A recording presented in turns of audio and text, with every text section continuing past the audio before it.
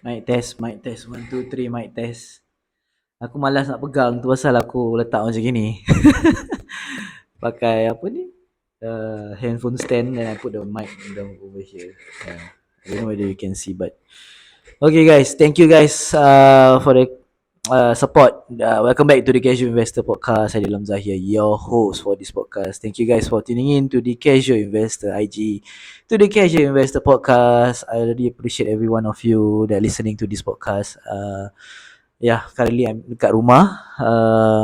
Just a financial advice, not financial advice lah. I'm not a professional, disclaimer lah. I'm not a professional advice for marriage and counselling services or whatnot. I'm not a financial certified FA or whatnot to tell you about financial, to consult you on marriage and whatnot. I'm just here based on my experience of sharing anything got to do with investing or also about marriage or divorce life. So with that, thank you so much for supporting from day one.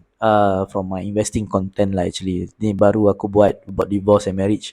So I appreciate everyone who listening to this podcast. This podcast is not sponsored, but please, I would like to do shout out. Please support me on my business that I'm going to do. Actually, not going to lah. My business that I do now, which is handyman services, which is we are doing okay, we can do renovation, we can do fitting of lightings or fan or also toiletries, so dapur, we can renovate for you and whatnot. So do contact us at the 987308661. That's my number. I repeat, 987308661.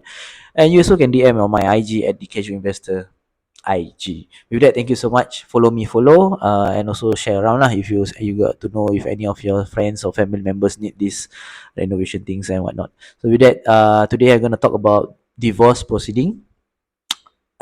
It's it's a very taboo thing. It's also very scary for people out there, especially for couple who are not getting along during this process.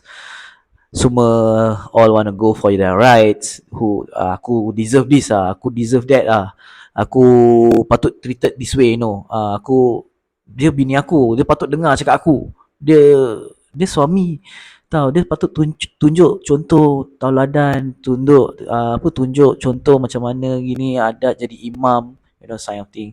And this kind of thing is basic lah in marriage. What is marriage if you don't have anything got to do with challenges like this? We are humans. We supposed to accept one another. These are the flaws that sometimes take time for us to change. Sometimes we change without we realizing. And sometimes we change and not many of our partner willing to accept us.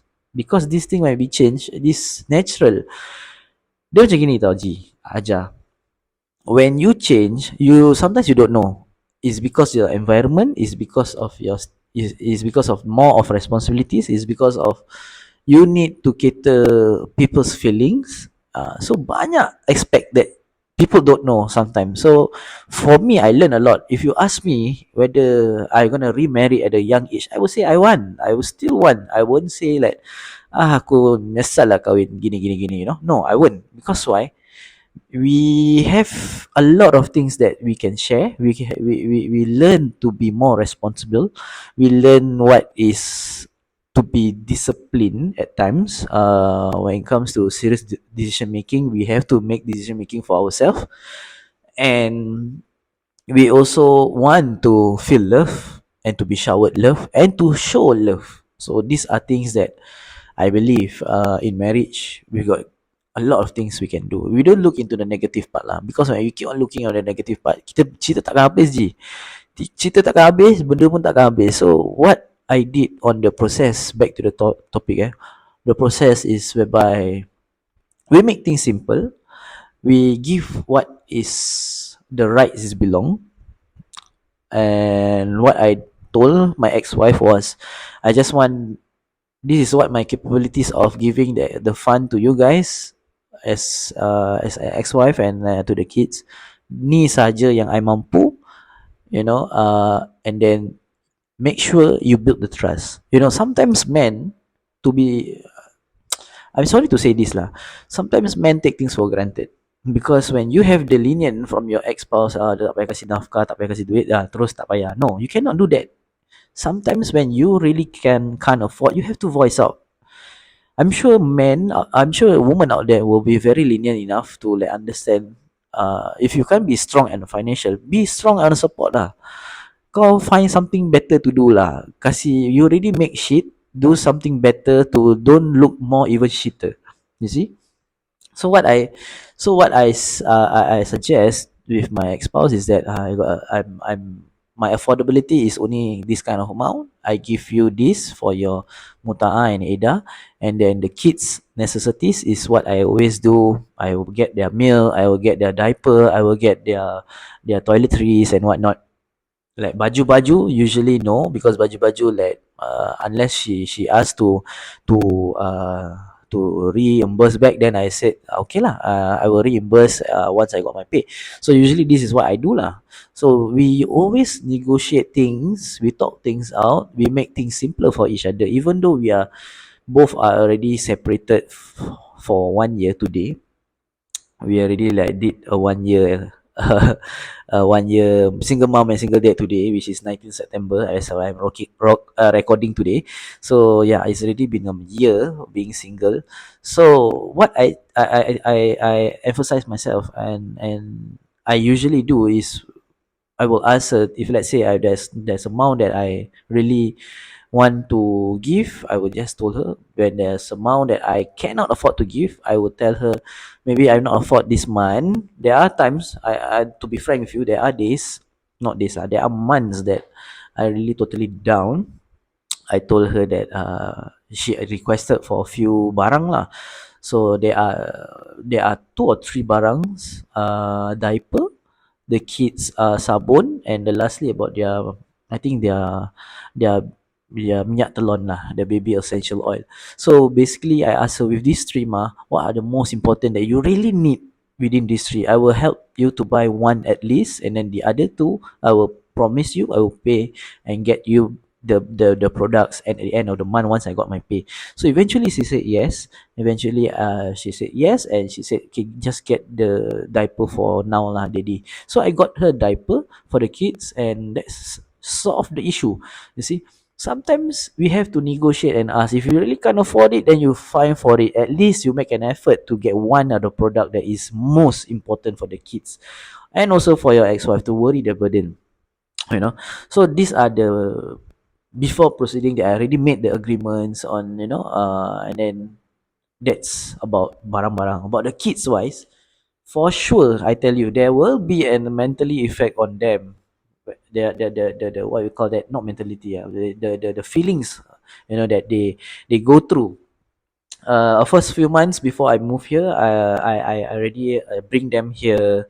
That was 3 months before I lafazkan talak dekat mahkamah syariah. So that's how I bring them here 3 months before. We try to every weekends I gonna bring them here, just get the place comfortable for them, get their toys here, bring their toys from my ex-wife place all over to Punggol here, and then bring their clothes here, bring their writing materials here and whatnot, bring some of your toys. Then that's where they felt more comfortable. It's just the presence of the mom is not here. So they used to it to over there in my ex-wife place. So here I let them do the freedom. Example, like they do some colorings, like as I got some colorings here. See, they do colorings. So this sandpaper coloring here is from their house itself. So they bring over, and then these are the few toys that they brought over uh, from their mom's place, and then they bring it here. And then the writing materials, like crayons, color pencil and whatnot, they have the chance to draw it on the wall here. I give them a space in my bedroom for them to draw, so that they feel safe here, that they will remember that this is daddy house, these are the wall that they only can draw. So at the same time also it's for memories like, for me lah. For example, like now during weekdays they are not here, that's where I what we call that I will kenangkan the memories that they draw there. So like sometimes I miss them during when I sleep alone. I think back, okay lah, at least the kids are here. I'm blessed to have house, for them to feel comfortable here. So one thing is that, yeah, I felt that my divorce during the proceeding is well planned, and alhamdulillah that both of us have a very good mutual agreements. We set aside all the ego, we set aside all the hatred, the grudges, we set aside all everything, all the negativity we set aside. We come back in a proper decision, and make things better for both of us. If it's best for us to leave the marriage, it's best for us to leave the marriage in a nice way. Because at the end of the day, she's still my ex-wife. She's my best friend before. She helped me before when I was totally at my lowest. So these are things that I reconsider, and think back. I think this is the best that I make. The least that I can do as an ex-husband is to provide the best for the kids, and also lighten the burden of my ex-wife. There's no uh there's no point for you to even, to take vengeance, to revenge and whatnot. So no point, because at the end of the day, that's the mother of the kids. And just remember, how tough it is. I can't say that, oh, your marriage is different from you. I went through hardship also. Before the divorce, it was a massive hardship, and a massive, what we call that, heart pain and whatnot. But we both decided to put aside, make things better for both of us. So there's a lot of process. You need to go for counseling, I think about one or two session, and then after that, within that counseling, the second session, you can already start to apply for the divorce, which is they will give you up to 6 months. So last year, in 2022 was easy, because why, we went down and do all things smoothly. So now no need to go down to Sharia court. We just do things on online, but make sure all your documentation submitted with all the details fully filled out, with all the information that declare is all approved and authentic, if you want to avoid from any delay. Because the other party, which is the plaintiff, or I mean the defendant, have to do a part also. You have to be corporate in order for this process to be work. you know Discuss, if you can discuss, because some couple you cannot discuss, so no choice, you have to deal with it. It's either you drag the court date, the mediation the what we call that, alamak, I lupa, I forgot it. Mediation, you delay that, then it will be another court date, which is about 1 or 2 months. So mediation is for you to negotiate what is the best rights that you want to deal with your ex-spouse. So if let's say you ask for your muta and ida, your muta is the one that how many years you get married, multiply by a day, which is ranges from $2 to more than 10, some $10 or even lesser. So that's where you negotiate what are the best affordabilities that you can do. It's either you pay out by CPF or sell of the monetary home, or also you can pay by cash if you have savings. So for me, I pay by cash. I don't pay lump sum. I pay monthly up to 43 months. So it's about 3.5 years. So that's how you deal, you know. And then your IDA is the 3 months after your divorce. That's where you also have to provide income, ranges of between 100 to more according to your ex-spouse needs. So that's where you negotiate also what are the capabilities, what are the affordabilities, sorry, that you able to provide for her during these 3 months of your non-existence at all with her. So these are things that you need to consider with one another, because the other party, which is our ex-spouse, also cannot be, you know, ketuk at the extreme price. Just be reasonable. He also, maybe one of you did mistake, and just brush it off and be at a stage whereby reasonable. You just want to complete the process of divorce. That's it. Orang dah tak nak, jangan paksa lagi. Orang dah tak nak dengan kita, jangan nak stay lagi. This is what I learned. So if they don't want us anymore, just move on, accept the fact, go healing, Do what is best for yourself. Be the best version of yourself. Upgrade, make yourself busy with things like, cari duit ke, buat duit ke, buat content macam aku macam gini ke, apa ke, whatever shit lah, you want go travel or what, as long as you are happy with things that you do, I'm sure this hardship, pain, this sadness is just temporary. It's a test for you. So just move on, do the best for your life, treat one another well, especially when you have kids. So that's what I did during the process of divorce. So with that, that's my sharing. I'm very blessed with my ex-spouse, and I also very blessed with the kids that are very, what we call this, very. They are loving lah. They are so sweet. They are so understanding. You know, when you explain to them why mommy are like that, why mama are like that, why daddy like this, never stay together and whatnot. They understand. Eventually, they will move on and they will be comfortable with one of those parents. So everything will be fine.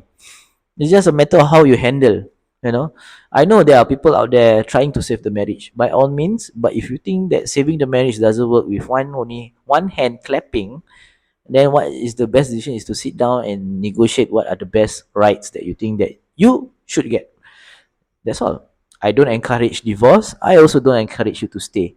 It's your mindset to think which is the best for you and your spouse. So with that, thank you so much. Like I say, this is not a financial advice. It's also not a marriage advice. I'm not a certified marriage counselor and whatnot. I'm just here to share what I experience all about, because I already done my I have already gone through those tough times, and now I'm just happy with my life, and yeah, with with my small home here. So doing the content here and whatnot. So alhamdulillah. So with that, thank you so much, guys. Please support me on my handyman services. Like I say, we do all renovation, we do fittings, we do tearing down of cabinets, we do fitting like lightings, fan, also toiletries and whatnot. You can always call us additional wiring, or want to do, you already bought a house, a resale flat, you want to rewire the whole thing, you want to also change all the switches or the consumer unit and whatnot. Please contact me at the 98730 I repeat, at 98730 or you also can DM me the Casual Investor IG. With that, thank you so much and have a good day. Bye bye.